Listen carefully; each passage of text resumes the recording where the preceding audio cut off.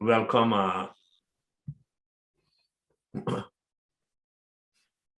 let Professor Elsner join, and then we will have everybody except one, which you will work on, and then we'll get underway. I see David is with us. David, you and I haven't met formally yet. David Orell. But welcome, David. We are apparently not very far away from each other. I'm in Ottawa at the moment. How are you? Yeah, I understand you're in Toronto. Yeah, that's right. Yeah. Yeah. So are you based in Ottawa? Have a little chat offline. That would be good. Yeah. Yeah, that'd be great. I will follow up with you. Okay. And let me welcome Dean Sudarshan.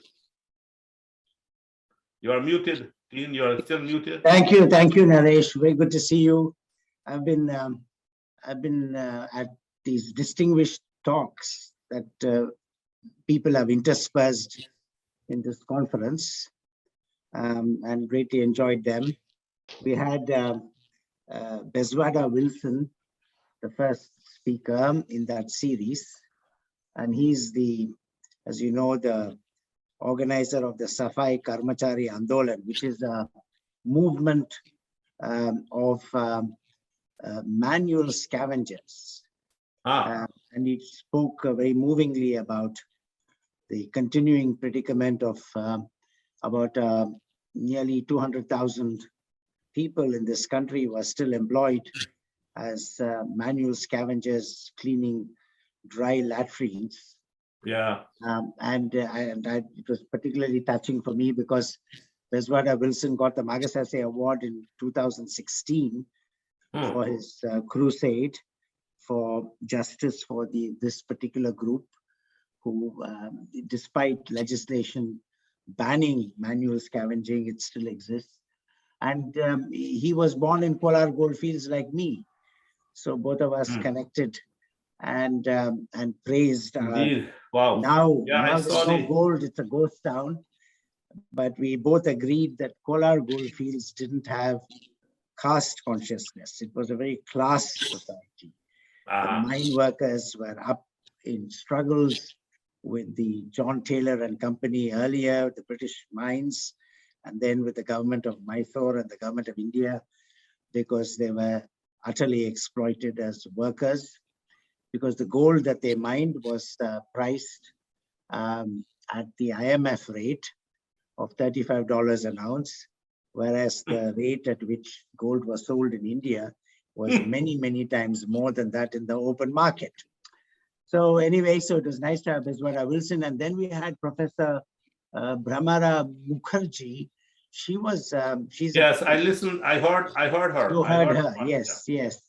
She was quite good as well. I enjoyed it, actually. First chair of the biostatistics department at the University of Michigan.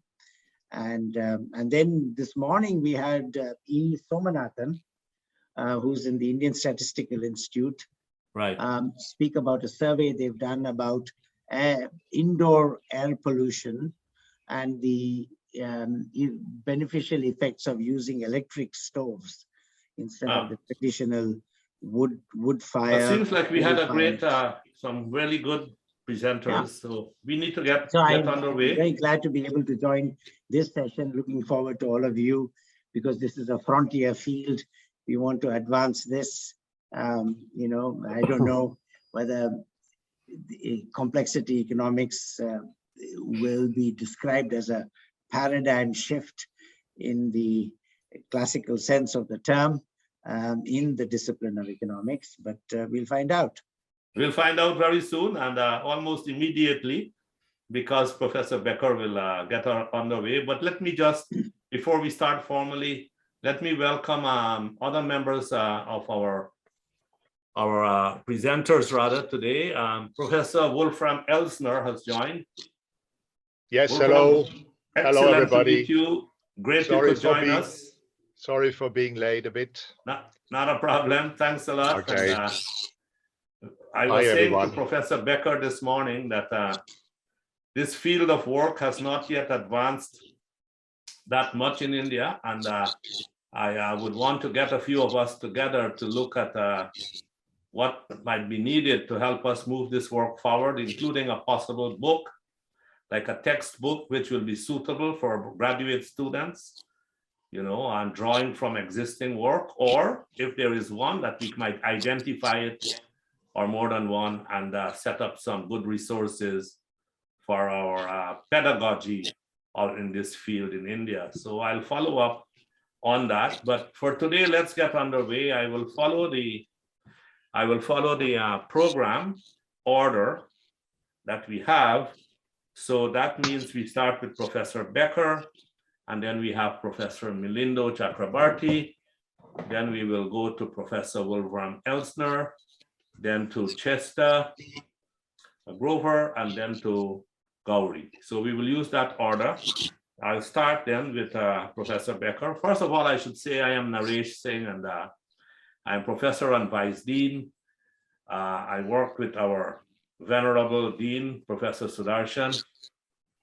And I also direct the Center for Complexity Economics, Applied Spirituality, and Public Policy. And if any of you is intrigued by this middle concept of applied spirituality and public policy and its relationship to complexity, we will have an offline conversation at some point on what we are trying to achieve in that area. So Professor Beker is Professor of Economics at the University of Belgrano and the University of Buenos Aires, both in Argentina.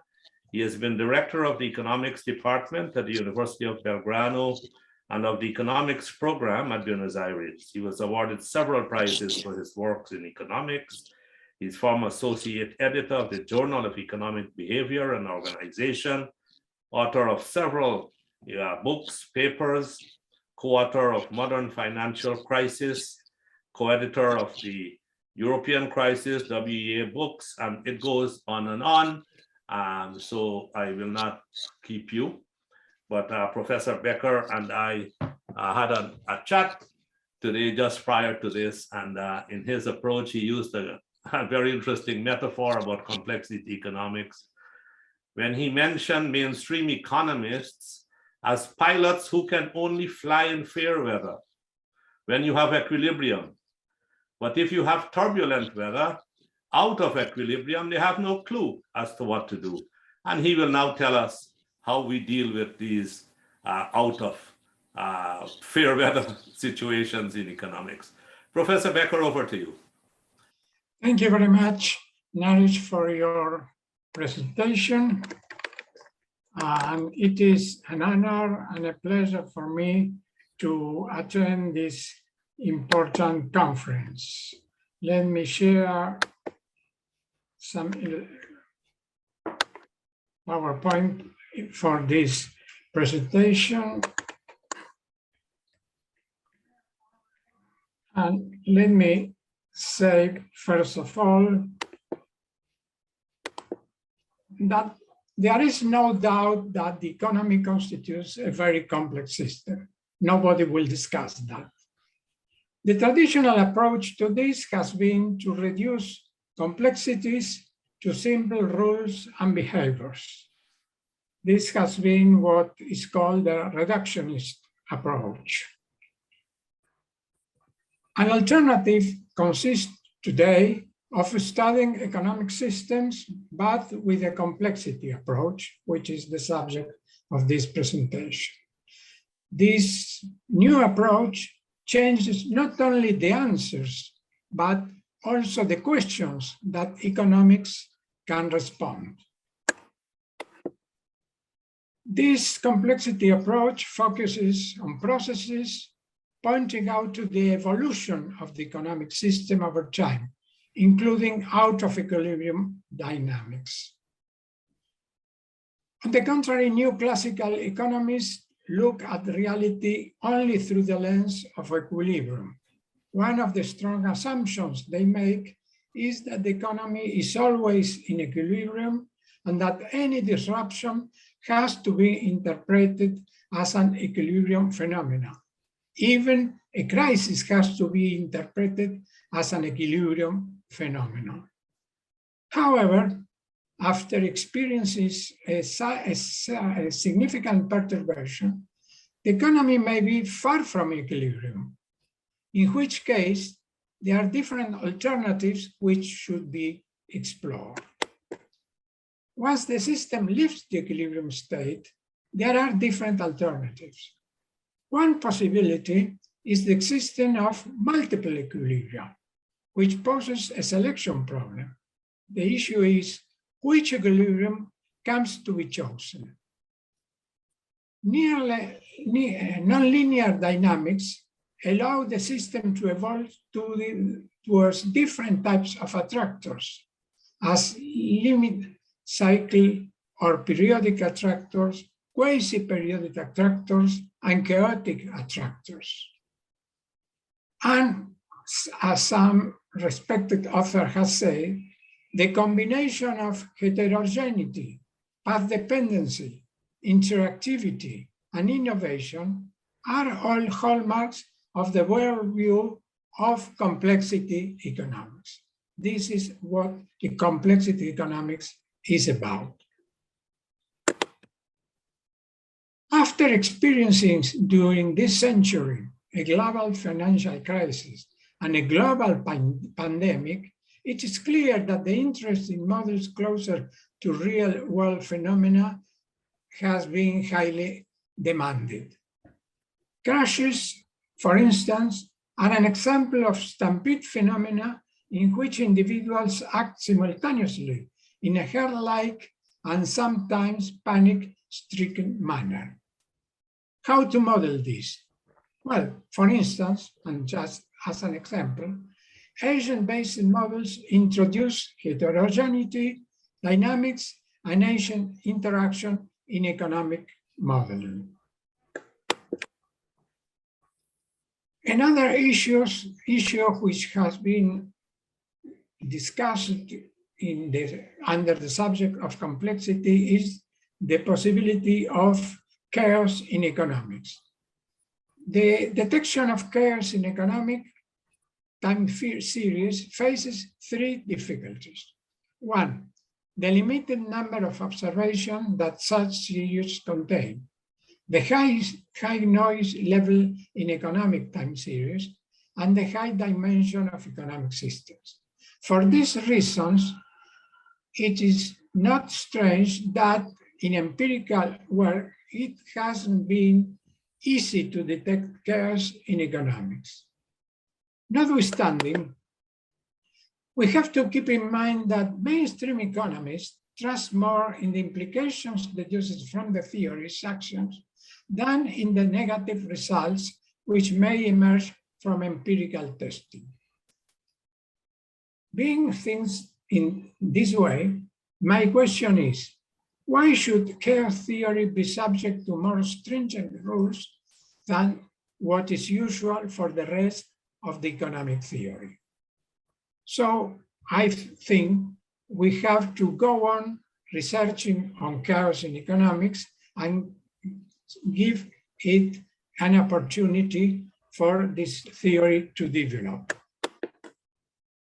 Orthodoxy developed a theory which excluded the possibility that a catastrophic crisis, as the financial crisis was, could ever happen.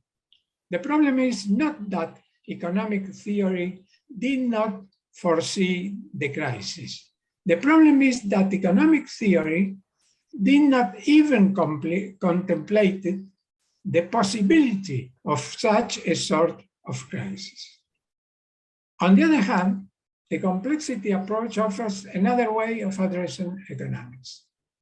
While the received theory is based on deductive formal proofs of theorems, the complexity perspective relies on computer simulations and experimental methods to inductively determine possible outcomes and ranges of the solution. So it is a new and different approach to the traditional methodology in economics.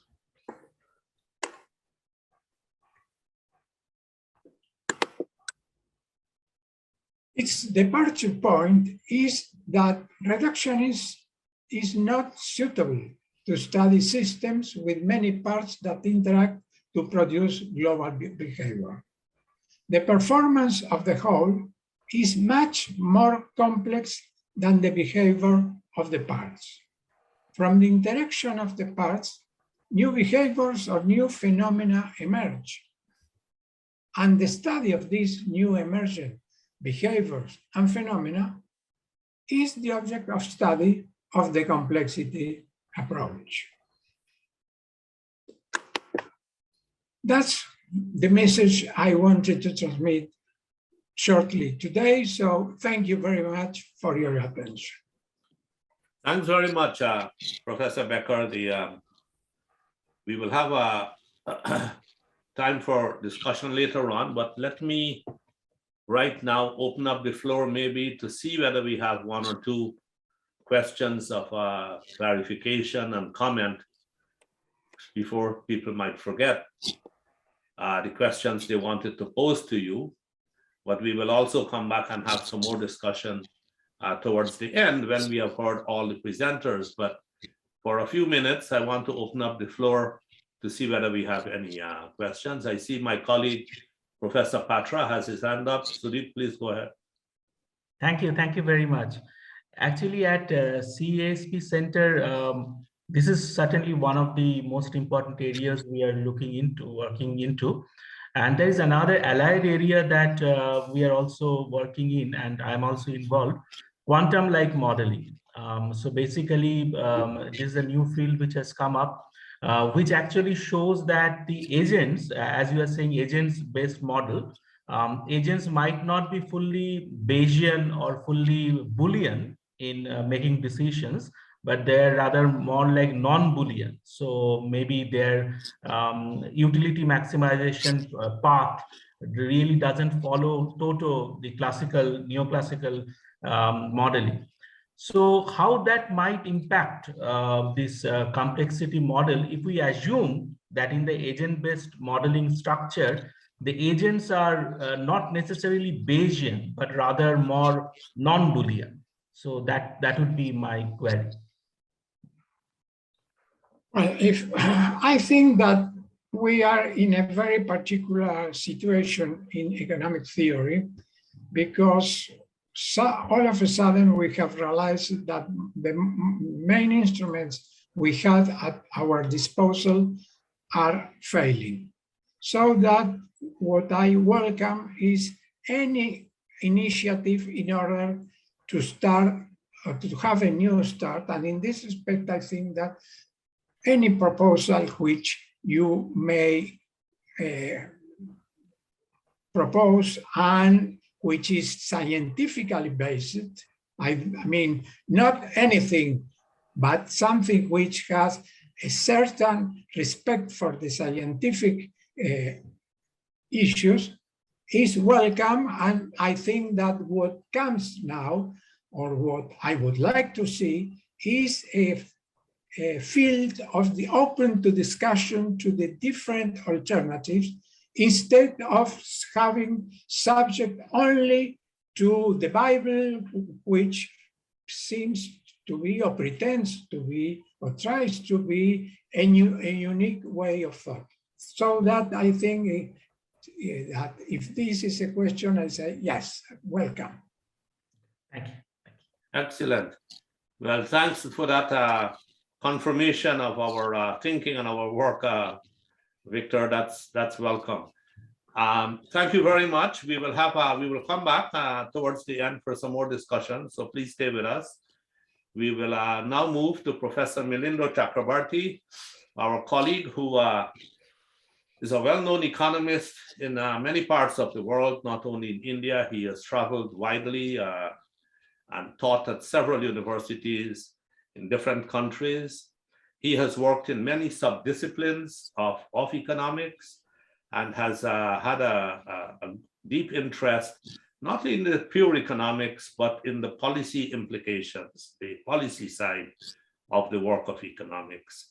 Beyond that, and what attracts me to his thinking and his work is that he might be put into the category of what might be called either a radical economist or or if that word is not the appropriate one, it might be a better word to call him a recovering economist.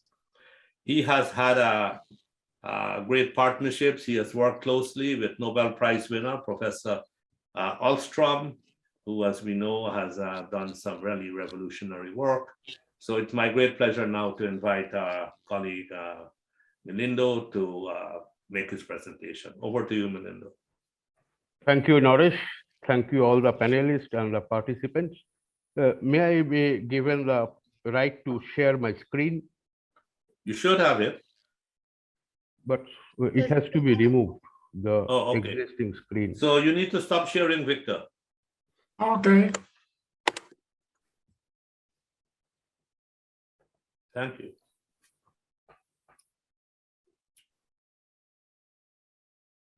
Oh, there has been a problem. My screen shows the last slide. So let me go to the first slide. Uh-huh.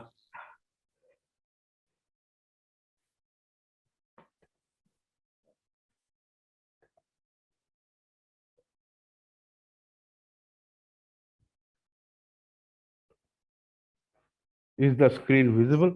Yeah, Yeah. fine, go ahead. So thank you. I must say Um, right at the beginning that although I am trained as an economist, my economics friends disown me. And that should be maybe because, as Naresh meant out to be, that I am a radical one, or maybe I am an untouchable one, whatever may be the reason. Because for the last 20-25 years, I tried to work in the interface between economics and other social sciences and try to find out what really economics can offer to the rest of the social sciences and what the rest of the social sciences can offer to the field of economics. So I work mostly on this region, and I must confess right at the beginning that my introduction to complexity economics has been very simple, and it has been just for the last couple of years or so that I got some interest in this area, and thanks to Naresh, I was fascinated by the complexity existing there and got in touch there. I would like to look at complexity economics from a historical perspective, because I think, as complexity economics itself says, that any economic system or any social system is path dependent, and the initial point and the dynamics of it is very important to understand about where we are placed today. So I tried to follow that sort of a method of complexity, spirit of complexity economics, to understand the position and situation of complexity economics today and its relevance. So I would first start with a little provocative statement that complexity economics, as we call it today, is complex. But this does not mean that it was the first attempt to evolve a complex economic system. The classical model, which began its journey as a theory of value and its distribution, was not simple. It was also complex. And in this process, it could rather give a hint of a possibility of a conflict within the social system.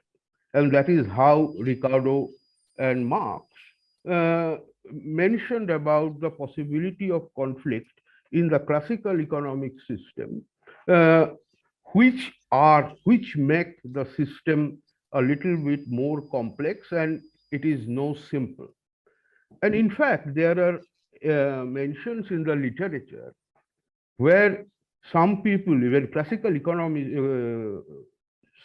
the complex economists themselves agreed that perhaps Adam Smith can be the first claimant as recognized as a complex economist when he tried to develop the idea of invisible hand. The idea of invisible hand is not simple. It is a very complex process, and it was shown to be simple. And Smith did not get into the detail of it as to how it works. Perhaps complexity economics, as we are looking at it today, is a process of unfolding what Smith did not elaborate and what Smith did not conceive through the process of the development of the idea of complexity in a social system. And I would like to argue, flag a point here, maybe if time permits, I will come back to that a little later, that this complexity arises because of the fact that a human being, as an individual, even if you consider it at an individual level, does have three characteristic behavioral patterns. First of all, he or she is an economic agent. Secondly, he or she is a political agent. And thirdly, he and she is a social agent. And unfortunately, or fortunately, when he or she takes a decision, the role of his role as economic, social, and political agents get overlapped. And that creates the complexity in the social system. And that is what complexity economics is trying to hit upon, and initiated a process to understand as to how this happens. So when an economic agent takes a decision, he or she does not give up his or her position as an political agent or as a social agent. And that creates the conflict which Marx and Ricardo talked about, but they also could not go forward. And that is quite understandable, because complexity economics today has got the benefit of the huge computing capabilities and the algorithmic science that we have developed today. So this is the first point that I would like to make, that complexity economics started its journey with Adam Smith, followed by Ricardo and others. But then there arose a historical necessity to get another paradigm evolved, which will oppose this possibility of conflict, at least at a theoretical level. And that gave rise to the neoclassical efforts, where the idea was to create a sense of equality as if there is no conflict and the society can run smoothly through a steady state equilibrating process, and everyone would be happy. If there are aberrations, they will be taken care of. They would be short term, and in the long term, those aberrations will be taken care of, and the whole system will behave with the spirit of equality, which is cooperative and harmonious. And this idea led to the emergence of the neoclassical effort, which was more interested to create a philosophical framework and a methodological framework to bring about an equality between value and price through equilibrating supply and demand, and using the idea of market, the equilibrium approach, that would not be much concerned about the distribution, which is so-called source of conflict, but it will put more emphasis on growth and efficiency. And this process led to simplification, as Victor already mentioned.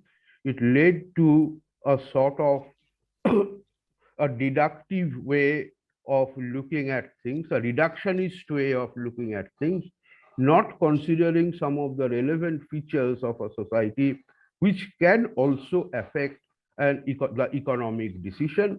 And that's how economics was absolutely tried to be made absolutely value free and institution free, and put up a face where it says that, well, there is no conflict, there is no crisis, and we are moving forward. There may be deviations in the short run, but in the long run, we'll reach again a situation of cooperation and harmony.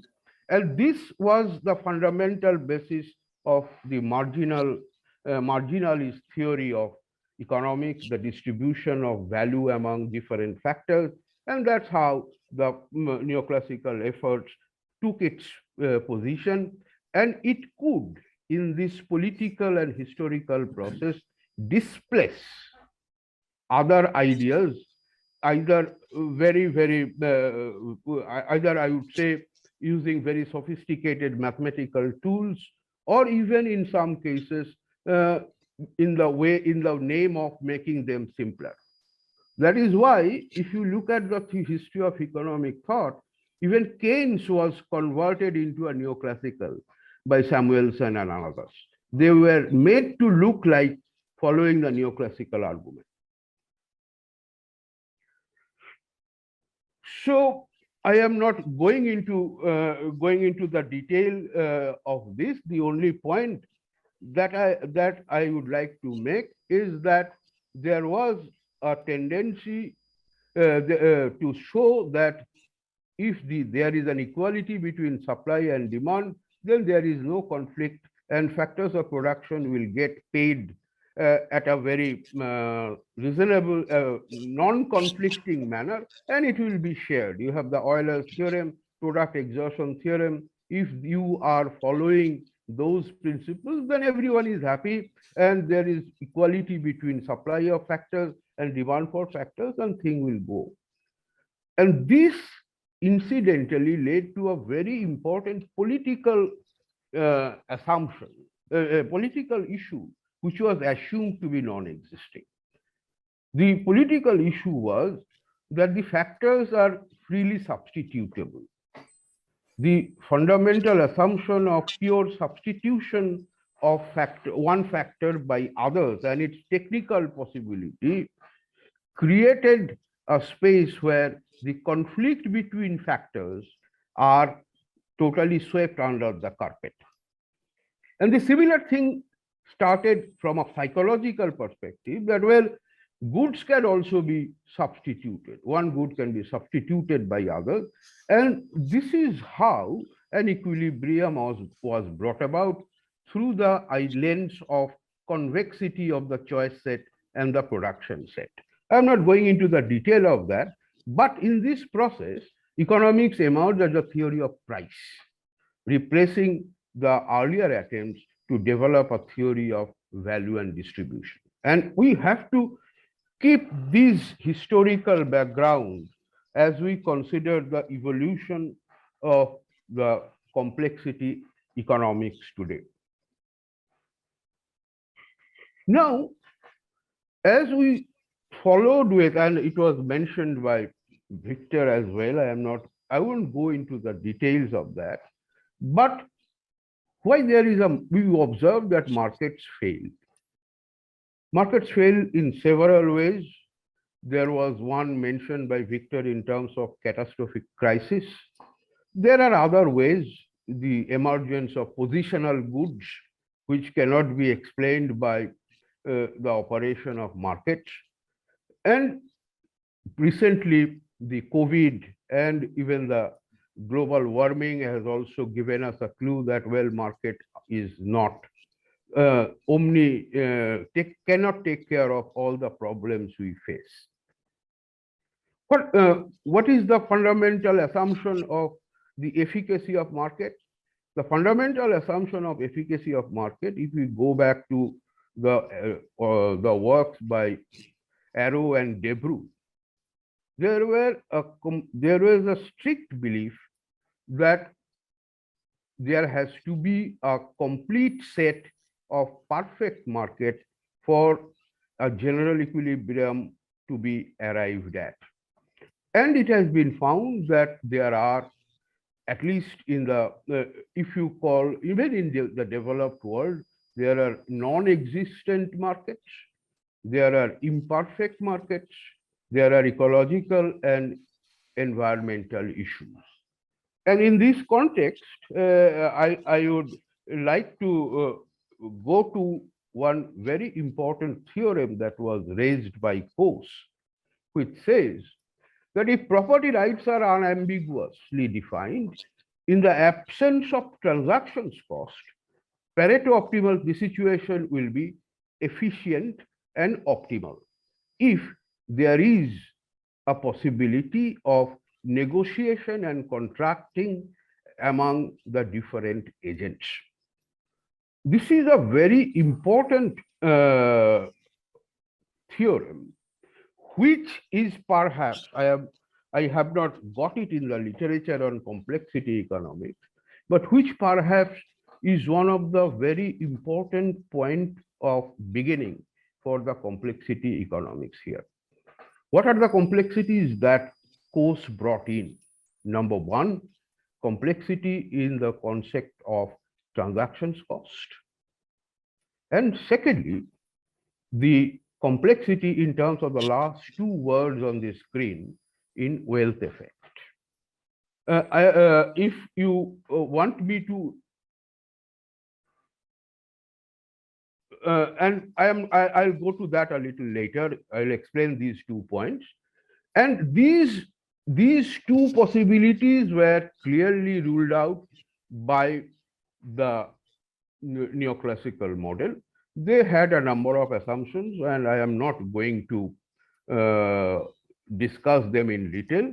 Assumptions of rationality, homogeneity of agents, linearity, time invariance, because these 2 points are very important, which was mentioned by Raoul Prebisch also, although not in this context. But he mentioned that, well, market has 2 definite failures. Number one, it does not have a time horizon. It does not consider the implications of time. Everything is time invariant. So where a decision that is taken today is relevant for today only. We are not concerned about what's going to happen as a result tomorrow. If we can optimize it today, market is happy with that. And by homogenizing agents, it disregarded the social horizon, meaning there are differences in terms of the social behavior and political behavior of agents, and all are considered to be equally responding to a particular, identically responding to a particular stimulus.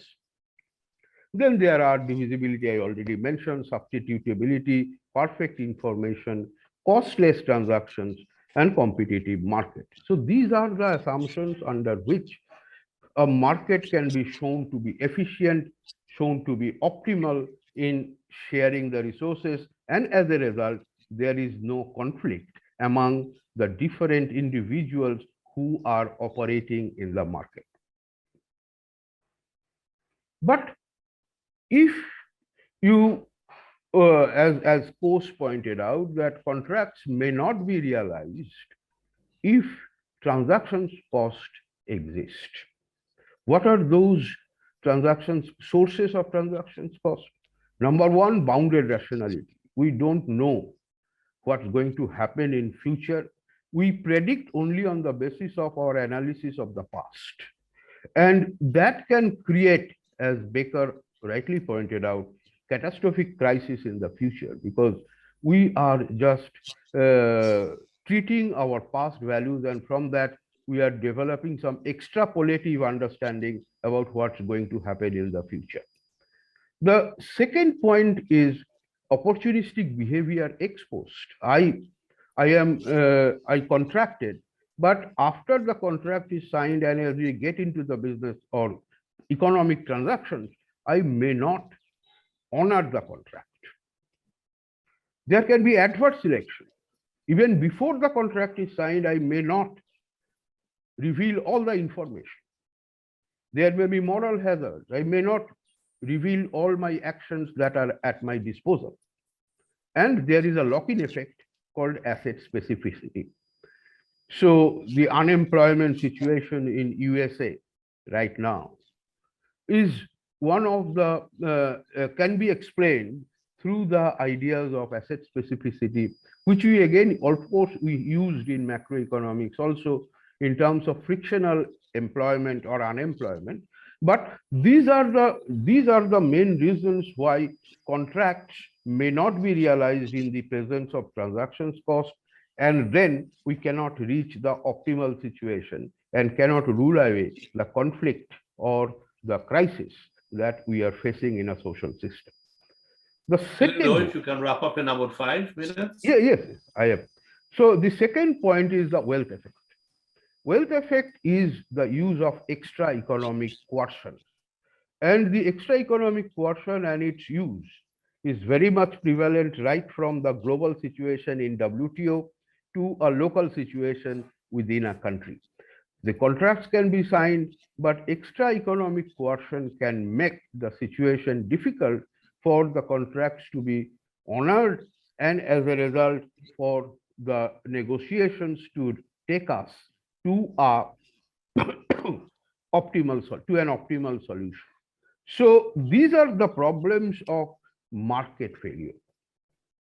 And this market failure situation was sought to be taken care of by several approaches, which together is called heterodox economics. I have just listed a few. But the common denominator is the conviction that economic phenomena cannot be understood and thus must not be studied in isolation from their relevant context. And this is perhaps an attempt through complexity economics to bring into the context in the forefront of the analysis, and that is how it is emerging. So maybe for all the speakers and panelists and participants here, this is not very an important information for you, but I just put it up because I found this table from Brian Arthur's paper published recently in 2021 to be a very interesting summary of how complexity economics is different and how it wants to take care of the problems of neoclassical economics. I am not going into that. But if you have a look at the complexity economics, how does it support policy?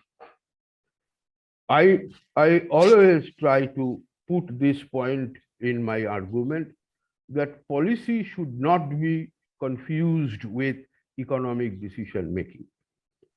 Policies, when they are introduced, they are introduced to solve a collective action problem. And in that context, economics alone cannot be a tool for policy making, and basically the neoclassical economics. So whatever I read so far, that policy making can learn and take a lot of help from complexity economics. Complexity economics can help transition from the so-called linear expedient and consequentialist evaluation of policies, where we are interested only in the output, outcome, or impact, without being sure that we cannot predict the outcome. And the so-called theory of change or the theory of action that we talk about, when we build them up, being boundedly rational, it is not possible for a policymaker to foresee as to what is going to happen in the future in terms of outcome or impact. Complexity economics can lead a policymaker to build in the possibility of non-linearity in a project or a policy. Complexity economics can also support a policymaker in opening his or her eyes to consider the possibility of multiple equilibrium and try to solve or try to find out a solution to the equity efficiency trade-off that we often make in our evaluation and policy making process. The most important contribution that complexity economics can play in policy making is making the policymakers aware about the possibility of phase transition and the consequent hysteresis that we talk about. Beyond a certain threshold, the implications of a policy can be catastrophic. And as we have been seeing in the context of global warming, this is again one of the issues that are coming into the picture. These are all micro level problems that policy can be, complexity economics can support the policymakers. The most important support that complexity economics can provide to policymakers in terms of helping micro aggregation.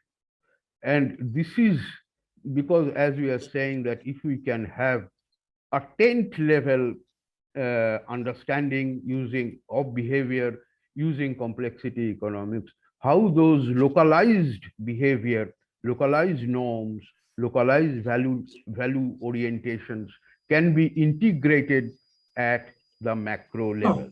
So these are some of the problems of policymakers, which I think complexity economics can be taking a way forward for them.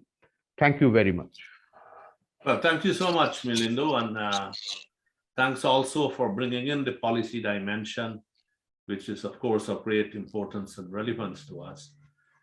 In the interest of time, Milindo, if you don't mind, since we have 3 more people, if we can move on and come back to the discussion to have questions on your presentation towards the end, I would like to move on. Yeah, sure. Thank you. And if you stop sharing your screen, then that will be good. Yes. So next, and before I introduce Professor Elsner, just to mention, you know, I think most of us will agree that what we are really studying in complexity economics is a complex economy. And it is, you know, the approach that we want to, all the tools and the approaches and so on is about dealing with the complexity of the economy. And that economy has been complex, as Milindo pointed out, forever. And since Adam Smith started studying the economy, it's just that the approach taken was not necessarily dealing with all the complexities of the economy. And by that, of course, we mean the issues of nonlinearity, far from equilibrium, the issues of emergence, the issue of self-organization, the issue of tipping points, and so on and so on. And it's that economy that we are dealing with that is complex. But let me quickly introduce Professor Wolfram Elsner, who is at Bremen, where he has been since 1995. I myself recall my first visit to Bremen, Wolfram, in sometime around 1989. It's time maybe for me to come back and see what has changed in the economic development of that part of the world. You have to. Here's the invitation. Thank you. Wolfram was also president of the European Association for Evolutionary Political Economy, and has had an affiliation with Missouri, as well as at Jindal University in China. So, Wolfram, you've been around and thinking about these issues for quite a while. We turn the floor over to you now. Thank you for joining us. Okay, thank you. Very, very glad and proud that you invited me. Thank you very much for being here. I will have another look into the history of economic thought, and there will be, as you will easily see, some overlap, of course, with my 2 previous speakers. So complexity as rooted in the history of economic thought. So I look at history of economic thought and show in what sense complexity ideas were already there, different from what the mainstream would suggest as a rationally reconstructed history of economic thought where everything is linearly and smoothly increasing in terms of knowledge. This is not the case. So we will have a look at that. I will briefly go into economic complexity in a nutshell. That has been done already, but perhaps some more aspects or same aspects from a different angle, of different perspective. So again, about, of course, multiple heterogeneous agents. I have to shift the videos a bit to the fringe to see my own slides. Okay. And the idea of non-ergodicity, I will explain that. The ideas of emergence, structural emergence, and micro, meso, macro reconstitutive downward causation of structures that have emerged at higher levels than micro. Then another look at HET in terms of how can we explain the phenomena that we identify in complexity economics or in complex economies. And that theoretical explanation is called the search for the so-called self-organization mechanism. So what are people really doing? What are the structures that determine how people interact, etc., etc. A particular look then at evolutionary institutional perspective of or explanation of self-organization. Regrettably, I will have to drop the entire policy implications, which is another huge thing, as just has been indicated already, but I don't have the time here. So a brief conclusion in the end. Now, economic complexity. Now, in complexity economics, in the complexity economics perspective that comes from the Greek pleko, that is to weave, to play, to entwine things, economies are complex, so-called complex adaptive systems. What does it mean? It is constituted, so to speak, of many and potentially and eventually heterogeneous components. We might even start with homogeneous components and we'll find that we usually end up with heterogeneous components, aggregates, entities, in economics, usually individual agents, many and heterogeneous, who are interacting with each other, adapting to each other, reacting to each other's actions, and they are reacting to local conditions, to collective entities, to global conditions even, depending on the kind and quality and quantity of information they do have. They usually do not have, as a neoclassical presumptions, a complete global collective good information status, of course. They do that, they do interact in non-trivial ways and in somehow systematic ways, often with destabilizing, at any time, at any rate, with cumulative feedback loops over long distances, long periods. We see positive feedback loops dominating cumulative effects, even if the system goes into a negative, in quotation marks, negative direction. So to a crisis or to an attractor that is definitely evaluated as negative. So it results in all kinds, as has been said already, all kinds of non-linearities. And a number of emergent properties. And these emergent properties, I will show in a while, these are distributional, system-wide distributional properties, non-normal distributional properties, so distributions of properties of the system, and also emergent behavioral structures, which is more or less institutions, social institutions and social rules. And these can then not be traced back to the properties of the individual agents, which is the very definition of emergence, also called morphogenesis in sociology, autopoiesis. These are all Latin and Greek variants of emergence. Emergence as a very crucial, critical conception of any complexity, be it in economics or other sciences.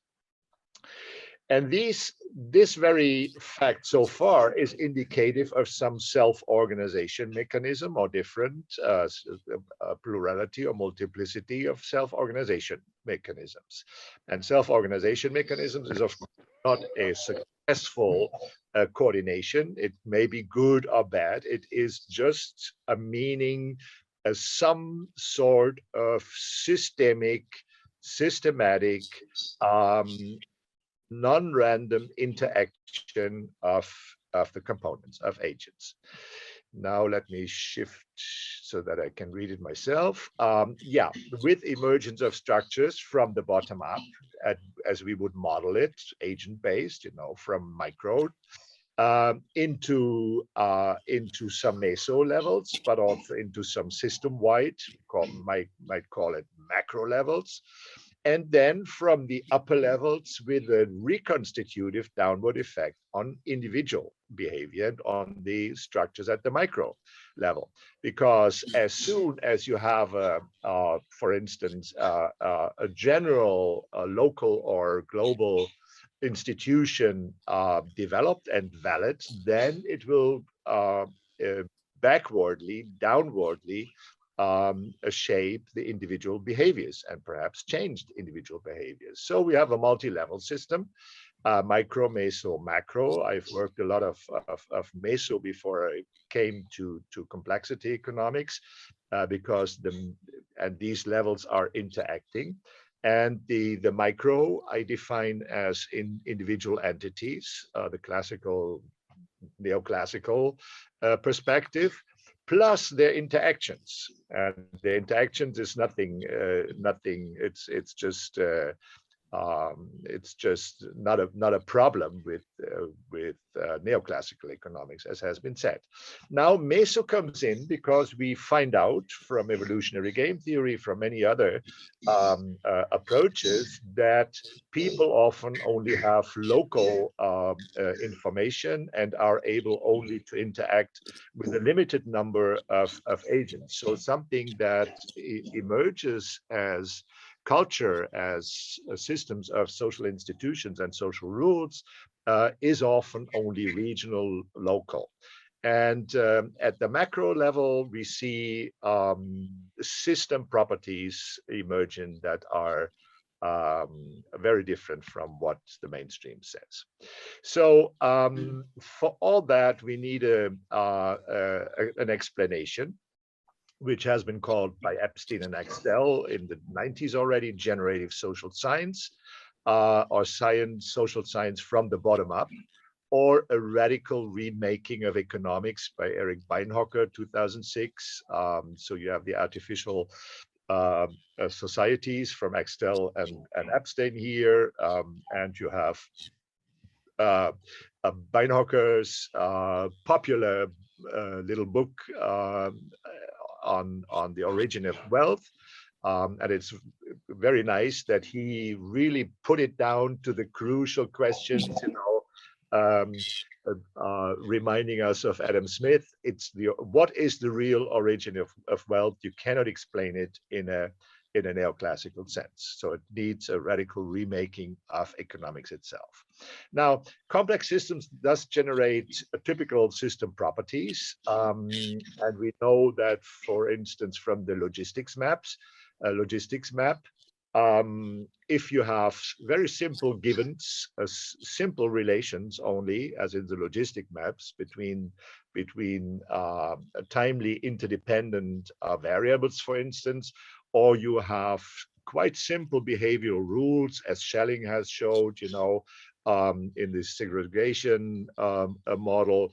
I just want to be not in the minority in my residential neighborhood, for instance. Very simple rules starting off, and if you let them interact and look at the dynamics and the results coming out in time sequences, then you will see an extremely complex system dynamics may occur.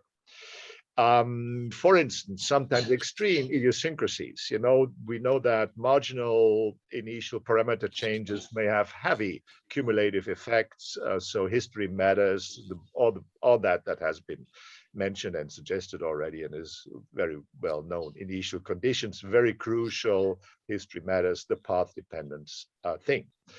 So, and also, of course, I go into that with power law distributions in a minute, the so-called improbable, unexpected, surprising, sometimes even radically new events and system motions occur, the famous black swans in terms of probability questions, but also something that simply does not exist in the neoclassical model world, and even hadn't exist, as you know, in the neoclassical derived financial sector models before the financial crisis. And that was a reason why the financial crisis, one of the reasons the financial crisis could occur, because we had no clue, the mainstream had no clue about it, really. So we call it a non-ergodicity, which is defined as, in terms of time series, that the basically theoretical, so to speak, possible states of a system will not occur in an empirical time series of the statuses of a system. So the distribution of theoretically possible states is not the same typically as the distribution of empirical states that the system assumes. So Keynes has called that, he was very, he was trained in probability economics, and his first publications was about probability theory, as you know. So, and he was very aware that looking at time series, we need to expect so-called non-stationarities. So that is the model. This is an older example of what we now call non-ergodicity. On the other hand, there may also be very rigid patterns, attractors with phases of stasis, resilience, homeostasis, equifinality, whatever it is called in the literature. So in a word, volatility widely varies over time in the system and is often at points very hard to predict, particularly when we approach the edge or the onset of chaos, as Stuart Kaufman and Don Farmer have worked about and coined it. Now, going to agents, what do human social agents do with they have some intentionalities, some targets, some objectives, some goals, some needs. What do? They indeed strive to reduce uncertainty and complexity, of course, which is different, assuming that agents strive to reduce complexity is different from what neoclassicists do, assuming complexity away. That is not, of course, not the same, but the contrary, looking at how agents really try to reduce complexity. And they try to avoid any turbulence. They do search, they try to learn, they try to strategize rules of thumb, etc., etc. So they try to solve, if we go into the micro interaction thing, we could use game theoretical approaches here and game types, for instance. They try to solve typical interaction problems, which make sense to, or which suggests and involves basically to use game theory and evolutionary game theory as one of the bases and combine it with agent-based modeling, which has proven to be very effective, like social dilemmas or just coordination problems. And you perhaps know the terminology is in coordination problems, the solution is just a social rule, because it is basically in my immediate individual interest to be coordinated in a coordination problem with the others. So a rule would, of course, serve the purpose, but difficult enough, of course, because how does it emerge that people drive on the right side of the street and 200 kilometers airline from here, they drive on the wrong side of the street, on the left side of the street, of course. So you see, even a coordination problem in an evolutionary perspective is all but trivial. Even more all but trivial are social dilemmas and different other kinds of game types. Now, the individuals try to adapt having a limited cognitive capacities, and they try to adapt their reality to their limited cognitive capacity. Meaning, for instance, I would try to reduce, if I can, as far as I can, to reduce the number of interactions with strangers, because it overwhelms me cognitively and puts me into turbulence. I would try to avoid this and develop rules with people I know, etc., etc. You cannot do it as you like, of course, because you cannot avoid meeting strangers, and even those who are perhaps badly minded and want to exploit you, but you strive to do that, okay? And often, in a way, you are, to some extent, you will be perhaps with others quite successful in doing that. So what can they affect the individuals in this way? So you see, I am in the area now of emerging institutions. How do institutions emerge as a kind of basic structure that emerges and changes and evolves within the system, but it is a definite important structure in economic systems. They do some self-organization to coordinate and cooperate as far as they can, possibly. Striving to solve problems, establishing rules and institutions, and behind their backs, so to speak, persistent positional and distributional structures emerge from that. So I come here to Thorstein Veblen, who was the father of original institutional economics, evolutionary institutional economics, American institutionalisms, sometimes called. So he makes a distinction between instrumental, very important, between instrumental problem-solving behavior and others who are in other positions, have differential power positions or status ambitions. They try to develop ceremonial status and power differentiation institutions. So that is an important thing. I return to that in a minute. So in all, what they do, you see, they try to generate some form of stability, which might switch over at some point to a counterproductive rigidity. And on the other hand, might switch over into, consider social dilemma problems, might break up again into huge volatility. Now, the other idea, I just spoke about institutions, emergent institutions. The other thing is system-wide emergent persistent structure, distributional structure. Here we come to right-skewed statistical distributions, heavy tails, or sometimes called power laws. Most of the power laws are not necessarily power laws, but they are at any rate right-skewed, heavy tail distribution. We see it everywhere. We see it from Pareto at income and wealth, city sizes, the SIP law, Gibra law, firm sizes. Simon has confirmed that later. asset prices and returns at the financial sector, price changes, Mandelbrot, Pareto, Simon, Mandelbrot, and in many other natural and social economic systems, like the nodes centrality in the World Wide Web, scientific citation networks, occurrence in words in our languages, sizes of natural forest patches, combined with forest fire sizes, avalanches distribution are usually have a right skewed distribution, etc., etc.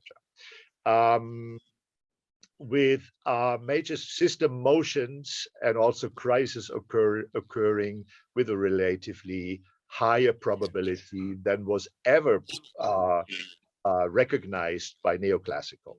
So you may have normal distributions with some things, everything that is more or less a Brownian motion, or you have static normal distribution of body sizes, but mostly in non-trivial interactive systems, you have heavy-tailed distributions, Pareto distributions, power distributions, right-skewed distributions.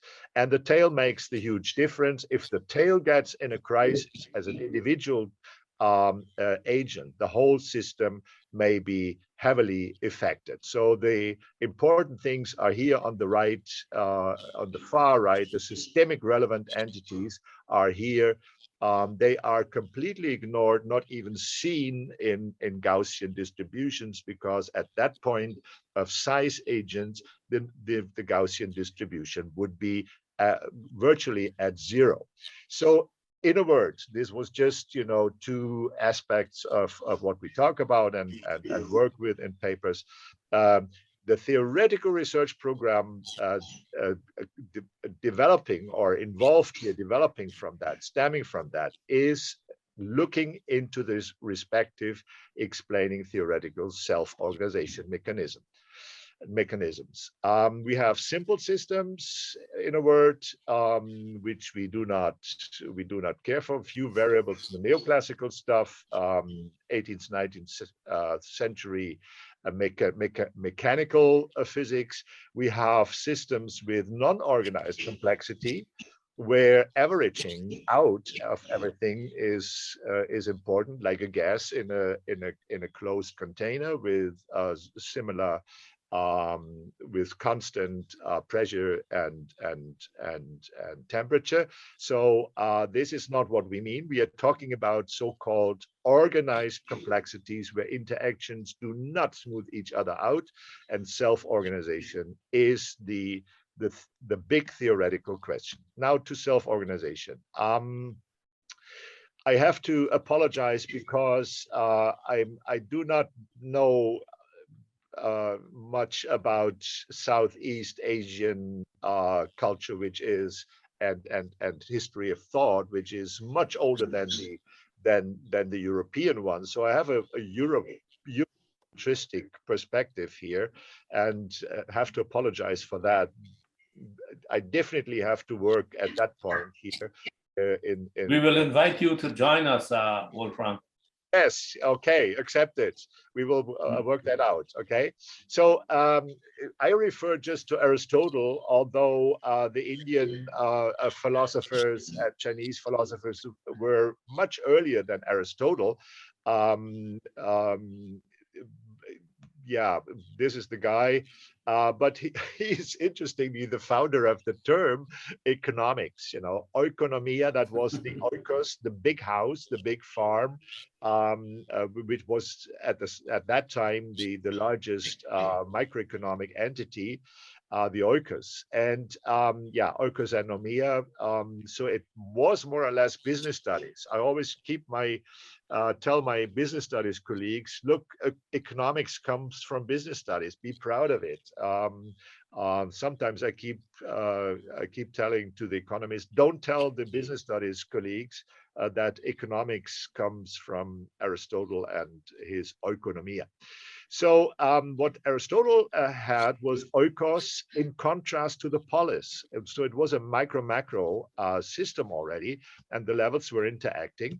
And he came up already with the idea, which is, as far as I have know roughly is super trivial, a long standing idea from thousands of years ago in Asia, South Asia and East Asia. But for Europe, it was, the European centristic view says, we invented it. No, we did not invent it. But Aristotle came up with the idea the whole is something besides the part. So in his metaphysics, he had a rough idea of complex multiple systems. In more modern times, the fable of the bees, you see, I remain Eurocentristic. The fable of the bees, Bernard de Mondeville was an early economist, one of the earliest economists, and he had the idea of private vices and public benefits. Look, he said, let the feudals, he was a kind of defender of the feudal class still, and he said, look, all that luxury consumption of the feudals and the party they're doing all day and all nights, it's wonderful. As long as they spend their money, everyone, the service people all get some of this money, and it benefits the entire economy. A nice idea, wrong though, but the first in Europe, European economics, perhaps one of the first formulations of positive unintended consequences.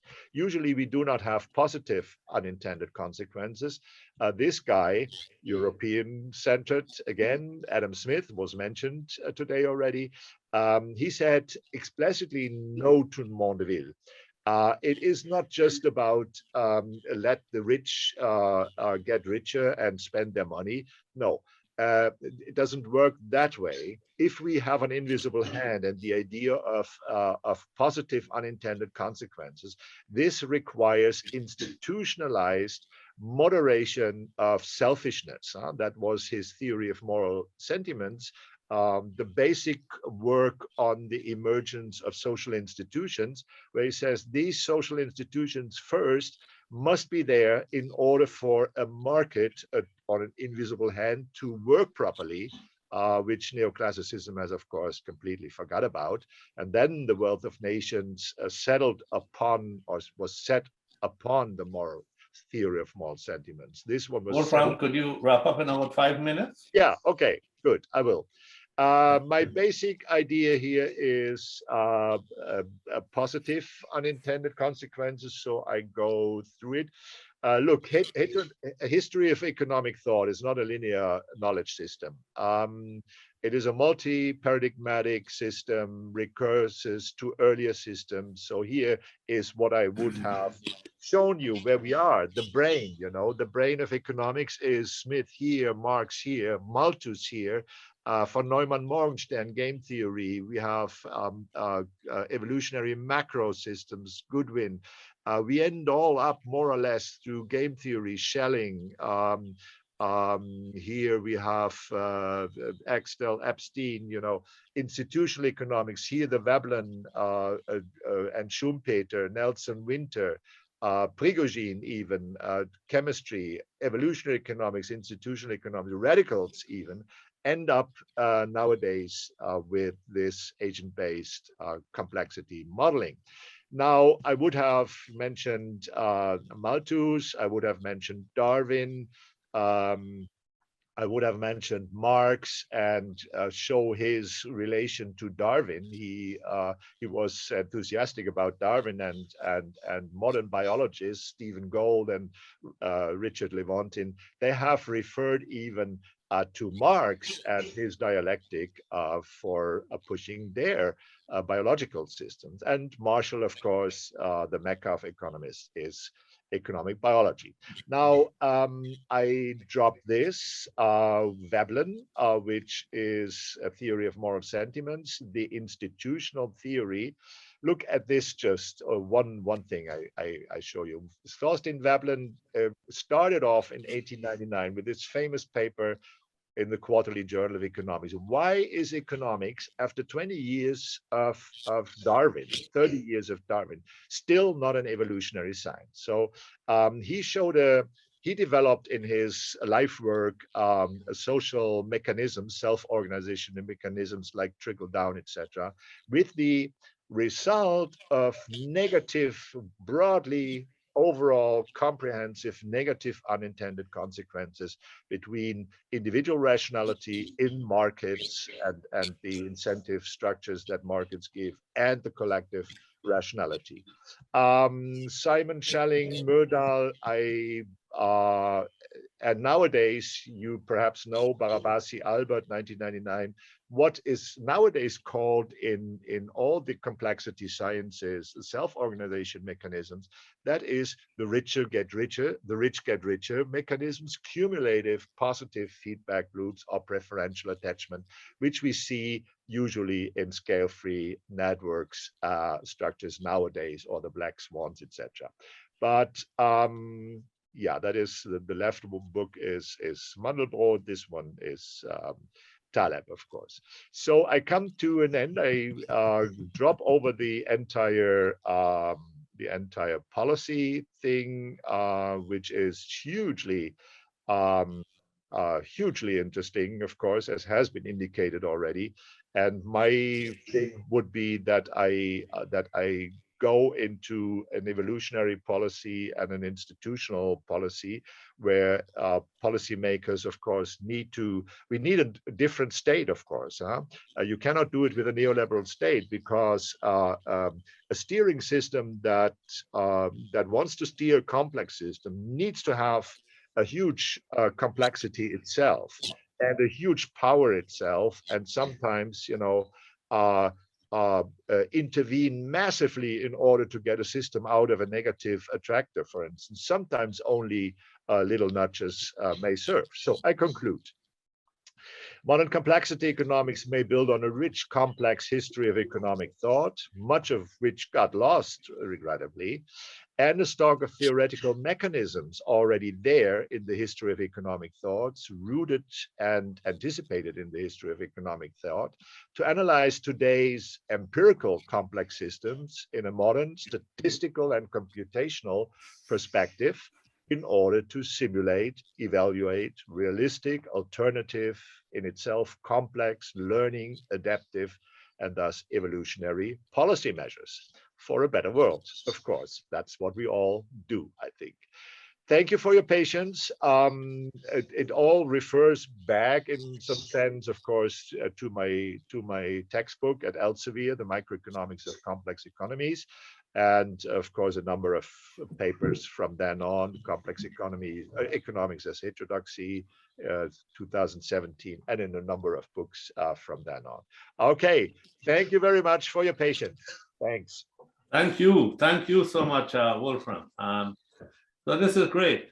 So we have had three presentations so far, putting together very nicely the historical evolution from the time economics started, from Aristotle or even beyond, prior, and tracing the history of how come we are where we are.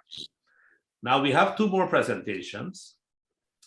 We have Cheshtha, and then we will have Gowri. But before we do that, I see some hands up. Let's have a brief conversation, and then we will go to our next two presentations. We have had three seasoned, experienced professors present. Then we will go to two of our younger colleagues who will take an alternative approach in many ways, looking at some systems and then asking some hard questions of what can be done with those systems.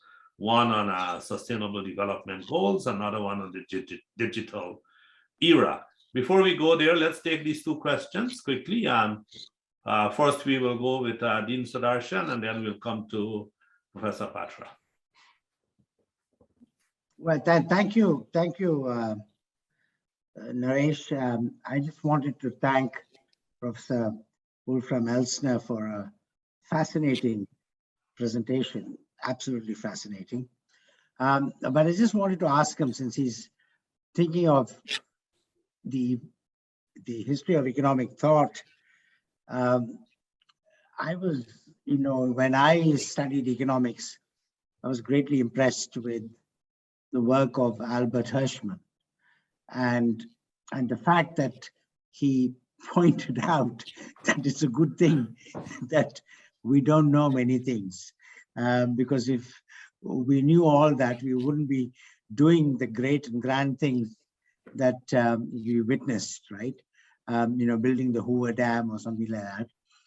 And so I wanted just his comment or reaction to Hirschman in the evolution of our economic thought leading to an understanding of complexity. That's my question. Yeah, I fully agree. The next version will have Hirschman as well, because he is so crucial to the idea of self-organization mechanisms. It sounds like a positive value-loaded term, but it's just neutral. It is, how that and how people organize, and Hirschman is at the core of that. Thank you very much for that hint, because I would have to have at least half a slide on exit voice and these elements, critical elements of self-organization mechanisms. Thanks. Thank you. Thanks very much for that. And before I forget, before I come to Sudeep, Wolfram, when we come to the discussion at the end, where I would, like to see some cross conversations among the panelists as well, I would really wish that I want you to present a little bit on the policy side that you have not had time. Because this assumption that we can do complexity economics in the given structure of governance is, I think, the biggest worry for me. Yeah. Because it's probably not going to work with the kind of linear, hierarchical kind of governance structures and in democracies and the neoliberal state. But we will come back to that. Let me hear from Professor Patra quickly, and then we will go to the other two presentations and then have a conversation. Sudeep? Yeah, thank you very much. It's very, very comprehensive presentation, and there's a lot to know and learn from this. Actually, I saw a couple of references to Stuart Kaufman, as I found in your presentation. And I'm very fortunate to work with him on a couple of projects which are ongoing. So in one of the projects, basically, actually what we are thinking about, and it is basically his concept, that at the foundation of, say, complex systems or maybe biosphere also, there is something non-computational going on. So say, for example, what he calls as affordance. And there's a beautiful paper he has written with one of his colleagues, one of his collaborators. We are following on that. World is not a theorem. So what is that? Sorry, I didn't get that. World is not a theorem. The world is not a theorem. World is not a theorem. That's a yeah. So basically, I was wondering that if we can bring in this non-computational concept at the foundation of some complex systems, then perhaps the way of thinking about, emergence, etc., that might get a new light. So that might be one thing to bring in the non-computational aspect. Yes.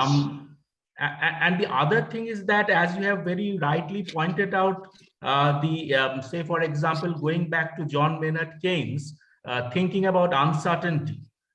So how to really describe uncertainty, because I find in Brian Arthur and the Santa Fe literature a lot that there is a kind of hint of ontological uncertainty, as they say.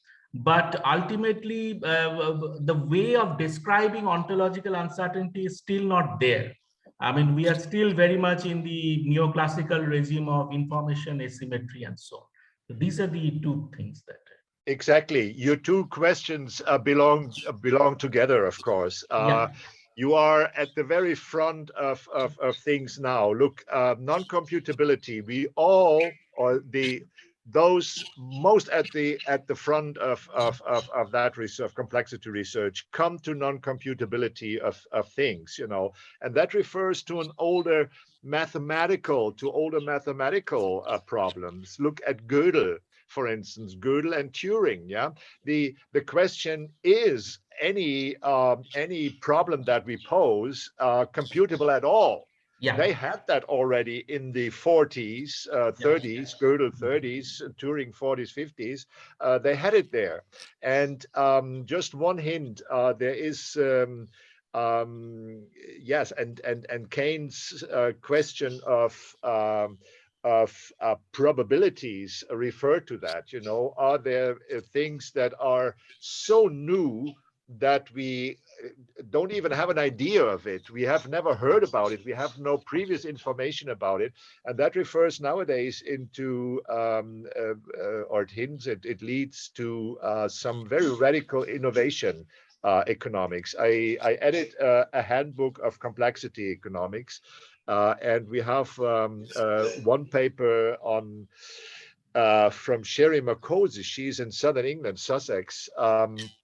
And she refers, she's in that field for many years, and she refers to the beginning of life itself. Look, the first simple primitive cells, what they evolved, they not only are defined by some primitive metabolism, but also develop at some point the capacity to make a distinction between me and you, and also you being friendly or you being an enemy. Okay, you want to destroy me, yes or no, or you want to cooperate with me, and that idea, something that comes, and I've never known of it, a completely new innovation, a radical novelty, so to speak, is something that brings all together the older mathematical non-computability issues, you know, with the origins of life and radical innovation theory. Just I leave it with that. Okay, thank you. Thank you very much. Fascinating. So we need now to move on to our next presentation, which is going to be done by our colleague Cheshtha Grover. Cheshtha is a tutor and a research fellow, we call by a nice acronym TRIP fellow, because they cause a lot of tripping, I believe, over all kinds of concepts. So Cheshtha is going to talk about the Sustainable Development Goals and some inherent complexities in that area. So let me turn it over now to Cheshtha.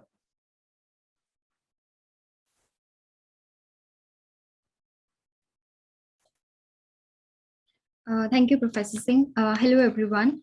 I hope my slides are visible and I am audible. Yes, all good. Yeah. So today, Professor Singh has already introduced me. I'm Cheshtha Grover, and I'm working as an academic tutor and TRIP fellow at Jindal School of Government and Public Policy. I've already done my bachelor's and master's in economics, but due to my interest in sustainability, I have been working from the perspective of complex adaptive systems in sustainability, as well as on the socio-ecological systems. Today, Professor Singh and I, we both have a joint paper on systems thinking approach to navigate interlinkages in achieving SDGs in India. How can they be aligned to the National Development Plan of achieving Agenda 2030? And we're presenting this today for the part of the conference, coming from the systems thinking view to the SDGs. So today I'll discuss about what's the background and what is the motivation and introduction behind our work, what methodology we have used, how we are trying to map the causalities that we consider for the SDGs. And definitely because we are using systems thinking and system dynamics, we take up a technique of causal loop diagrams in making the feedback structure, how we extend this to include other SDGs. And we will study how we will actually discuss why we need to extend the effect of the other SDGs and include all of them into the feedback structure. Some of our results, discussion, and policy recommendations for Niti Aayog particularly, because the research is based in India. And I'll conclude with my references. So just as a background for the Sustainable Development Goals, they were adopted in 2015 at the United Nations Summit. And just as the world leaders were adopting and implementing the 17 SDGs with 169 defined targets, we definitely had guidance for the government, how they were presenting the SDGs to be a guidance for the government to really address the challenges the humanity is facing. Now, the Sustainable Development Goals are definitely built on the MDGs. That's the Millennium Development Goals. They are universal. They are actually continuing the legacy of the Brundtland Commission for balancing economic, social, and environmental dimension, as well as the Rio Declaration. But even if all of the 17 SDGs that we consider, they are based on different topic areas. They are including poverty, inequality, education for all. They're also including economic growth, which should be sustainable and inclusive, as well as sustained, and various other concepts. But still, they also are mindful of the fact that all this has to be done keeping the climate change as well as environmental protection. So that's why we say that the Agenda 2030 for Sustainable Development is an indivisible whole, which is balancing economic, social, and environmental dimension. Now, because it's an inherent property that the Agenda 2030 is interlinked and indivisible, we really need integrative approaches for its implementation, for how we are adopting these and how we are then progressing and achieving the SDGs. Now, the scientific community already has laid down that systems approach and systems thinking is very suitable as an integrative approach towards the implementation. But we still believe and we still see that the interactions are generally not very much clear, even in the targets or their associated indicators. So this study is actually, here we are actually trying to establish some interlinkages in the Indian context and just giving a way forward for Niti Aayog, giving some suggestions of how they could implement the SDGs. Now, just as the world leaders adopted the SDGs, similarly, India also adopted and started implementing the SDGs in January 2016. We had an establishment of Niti Aayog, the executive body which is responsible for the achievement of SDGs in India. It's actually engaged in prioritizing the goals and the targets which India needs to achieve by 2030, as well as also provide a database on the indicators of SDGs. But when we are again coming on to the interactions, how India or how Niti Aayog sees the interactions and interlinkages between these SDGs, they have just actually taken one step, that is mapping the SDGs with the other SDGs and also associating these mappings with the central schemes and the ministries of the government of India.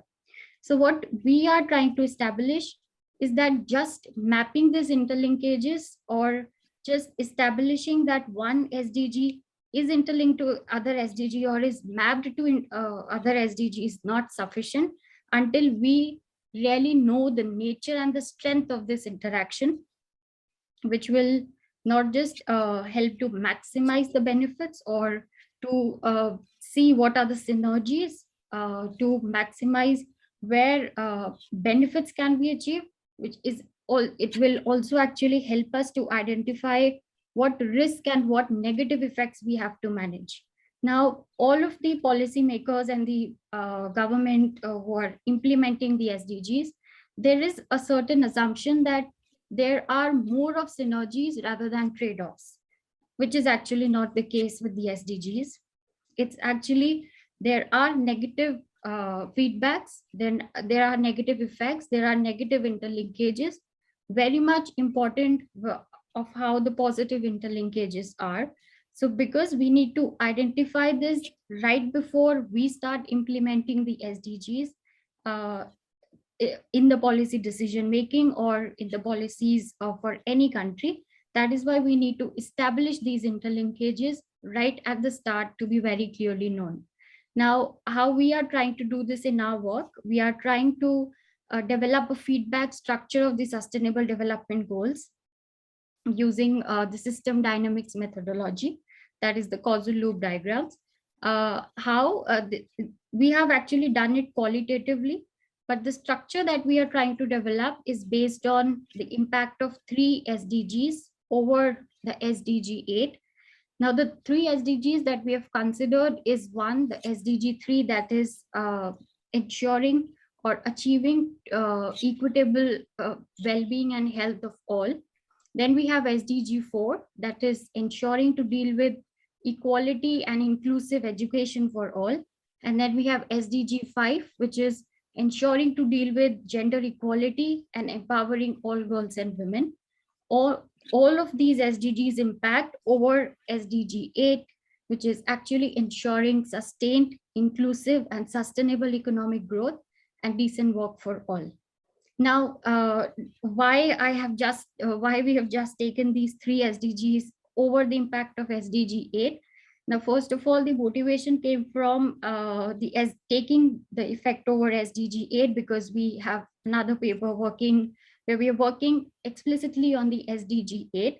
But since SDG 3, 4, and 5 have very direct impacts over SDG 8, that is why we considered SDG 3, 4, and 5 for our study. But how we are trying to map these interlinkages, it is actually twofold. So we take up every SDG, we try to map up to the targets of SDG 8 by first establishing or logically drawing from our prior knowledge, and then we support the knowledge that we have already provided from the Indian context literature that we have. So we'll just move on to how we take up all of these SDGs and what are the literature support that we have given and what interlinkages that we come up with. Before going on to the mapping feedback structure, I just wanted to very briefly denote what is the methodology that we have used. I've already mentioned that we have systems thinking approach, which is very briefly just studying the real world problems in terms of the irreducible integrated systems. That is, more focus is actually given on what interrelationships the objects have with each other rather than just the objects. So we try to come up with, so that we can try to see what is the complexity involved in that system by trying to study the patterns of the relationship or the behavior of the system. That systems thinking approach that we take. And one application of this systems thinking approach is actually systems dynamics. System dynamics modeling, where we have picked up one technique, that is the causal loop diagrams. Now, if I go into the terminology of systems dynamics modeling, we, for our analysis, it is 3 things actually are very important and which I've labeled here. So we have balancing feedback loop, we have reinforcing feedback loop as the 2 most important feedback loops, even for our analysis as well as for systems thinking. And then we also have time delays.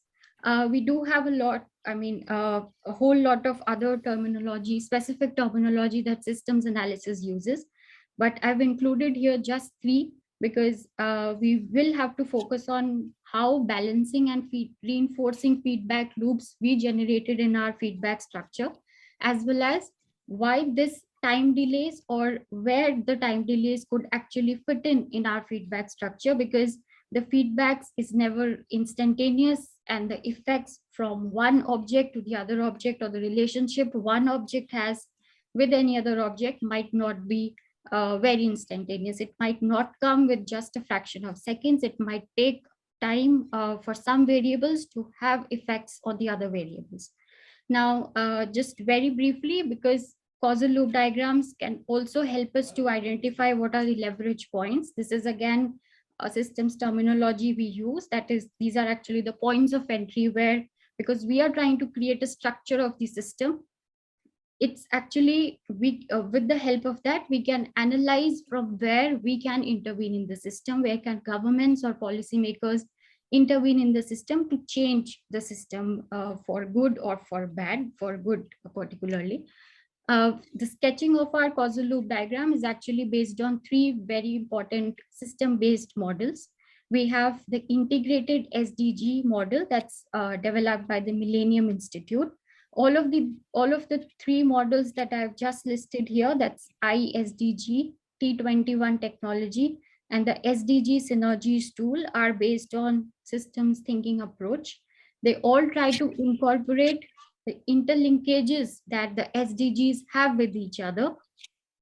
They are different from each other just as the ISDG is actually trying to simulate the effects till 2030, till 2050 and beyond, while SDG synergies tool is actually very comprehensive tool trying to build up participatory processes for SDGs interactions, which all governments are free to use, and then how to implement the SDGs. So all of these 3 are based on the systems thinking approach for defining SDGs, and that is, these all become a basis of how we have developed the feedback structure in India. So mapping the causalities. Now, because we've taken 3 SDGs, SDG 3, 4, and 5, we will not be able to try, we will actually not be able to pinpoint every indicator and then linking that to SDG 8. But what we have tried to do here is taking one representative strategy for every SDG, and that we call it as intervention strategy from all these 3 SDGs, and then try to map it to the targets, the basic, the very important prior targets for SDG 8. So for SDG 3, we have taken percentage of government spending in health sector to GDP. All of the targets are, first of all, definitely defined under the global indicator framework as well, but they are also very similar of how Niti Aayog has given the national indicator framework. So I've taken a percentage of health expenditure as a percentage of GDP, which is representative of the SDG 3 in India. And then we have biological or our prior knowledge. We know that a healthy workforce or healthy population will definitely have lower absenteeism rates, not just in school, but also in work.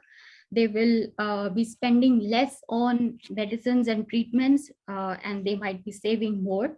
They can also the labor productivity or the incomes will be higher if the population or the workforce is healthier.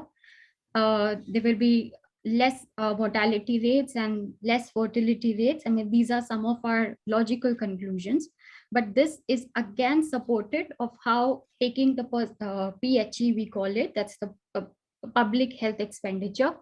How is that related to economic growth or labor productivity and employment in India?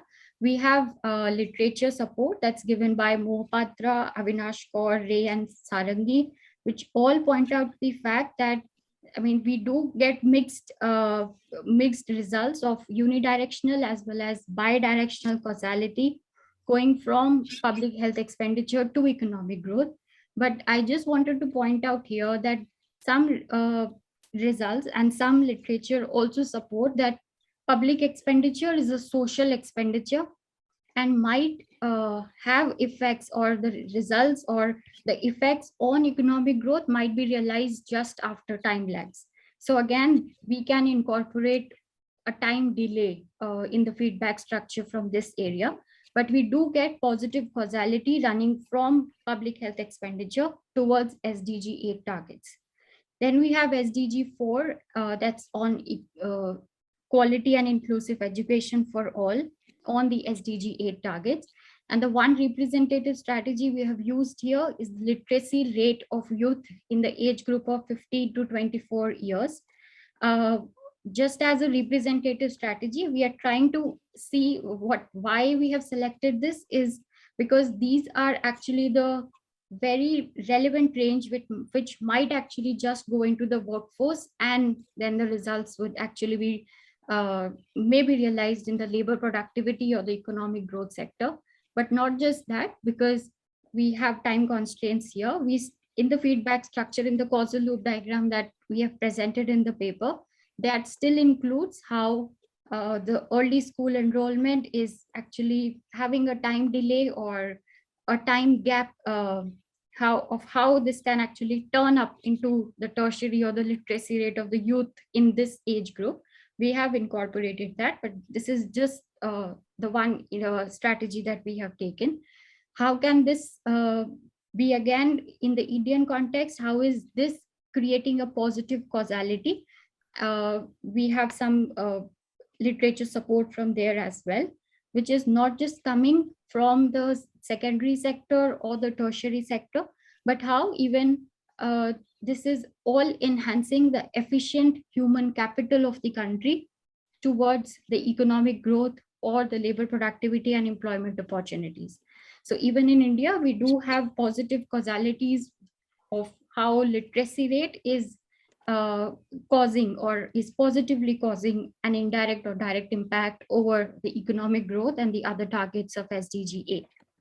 The third target, the third indicator that I've chosen here is coming from SDG 5, which is actually taking in the gender equality gap, the gender equality or the gender employment gap, we say, gender inequality, which is very much matching towards not just coming from the productivity or the education of women or men, women versus men, but it is much based on what if there are some cultural or social bias, and why, first of all, why we have not taken gender inequality in employment coming from education or productivity, because we are already including that for SDG 3 and SDG 4, because we do ensure that everything has to be given to all genders. And I mean, we always say that SDG 3 covers health and well-being for all, and SDG 4 covers inclusive and quality education for all.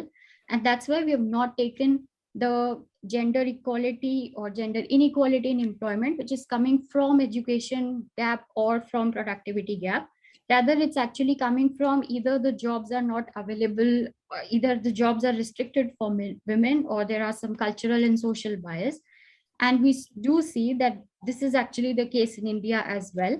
So how can this be related to the economic growth of the country? We have certain literature support that's showing that if we are actually considering, or if women as well as men participate in the employment, they do have long-term impacts over the economic growth, and not even just the short-term impacts. But we still have literature that shows us that women or female labor force participation is decreasing, where again we have actually found out that this is also one way that Niti Aayog should also focus on, but we are not concerned with what particular aspects we have drawn from this literature, but we really on a broader level wanted how they are positively or negatively related to the SDG 8 targets. But overall, we have found that all of the 3 intervention strategies that we have chosen, we do have positive causalities. They might include time delays, but we do have positive causalities running from these intervention strategies towards the targets of SDG 8. That's of economic growth, of employment opportunities, labor productivity, and decent work for all. So just as a brief simplified version of the causal loop diagram that we have presented. Cheshtha, you would have to wrap up in 4 or 5 minutes. Huh? Yeah. So a very simplified version of the causal loop diagram. The bigger one is actually in the paper, but I have just taken a simplified version of this, where we have found 3 reinforcing loops in the feedback structure. First, I'll focus on the reinforcing loop 2, which we have got, or we actually label it as the growth education reinforcing loop. And that's the R3 is actually labeled as the health and growth reinforcing loop. Now, because we couldn't ignore how SDG 3, 4, and 5 are interrelated with each other, we again have one reinforcing loop into the system, that's R1, which we label it as health, gender equality, and education reinforcing loop. So we have three reinforcing loop by analyzing the 4 SDGs particularly. But when we are actually extending this model to include other 3 SDGs directly related towards SDG 8's targets, that's particularly including SDG 1, SDG 12, and SDG 17, based on, if I very briefly say it, we are actually taking it as if the economic growth is actually inclusive and sustained, we will be able to achieve, or this can lay a basis for achieving SDG 1. And if we have it as an inclusive, sustained, and sustainable economic growth, this can actually lead us away towards SDG 12. And if we have parameters, or if we have progress made in all of the targets of SDG 8, we are actually then again laying foundations for achieving SDG 17 in the country. Very briefly, what are the results and the discussion and policy recommendations that we could make to Niti Aayog for aligning the National Development Plan to the Global Development Plan? So the reinforcing loops, at least in the feedback structure that we have developed, considering the 7 SDGs altogether, that's 3, 4, 5, 8, and 1, 12, and 17. We are actually coming up with the systems archetype that we recognize in the feedback structure is that of reinforcing growth. Because we have reinforcing loops, that's why we have a system archetype of reinforcing growth. Very briefly, we have also fitted the Nielsen and others integration framework that they have come up with to map